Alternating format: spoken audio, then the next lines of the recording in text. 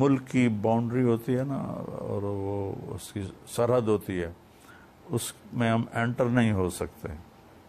ایسے ہی میری بھی ایک سرحد ہے، اس میں میری بیوی بھی انٹر ہوگی نا تو میں اس کو برا فیل کروں گا.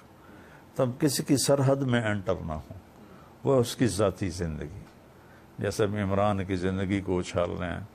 کتنے دکھ کی بات ہے کہ وہ کیا کون مفتی سعید نام کوئی ہے کہ عدت میں نکاح پڑھا دیا. مطلب یہ بہت ہی دکھ ہوتا ہے.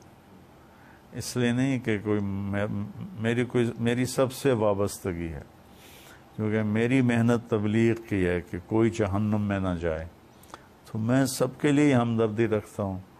لیکن مطلب دکھ درد ہوتا ہے کہ اس پہ ویسے ایک مسئلہ پوچھ سکتا ہوں آپ سے؟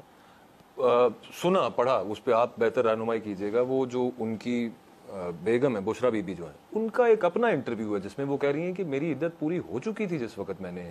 تو پھر یہ انہوں نے کیوں مسئلہ اٹھایا؟ بس اٹھا لی. سیاست کریں، نفرت نہ کریں، اپنے مفاد نہ دیکھیں. ملک ہے تو ہم ہیں، ملک نہیں تو ہم بھی نہیں رہیں گے. ایسا نہ ہو کہ اسپین والا معاملہ ہو کہ ذاتی مفاد کے اوپر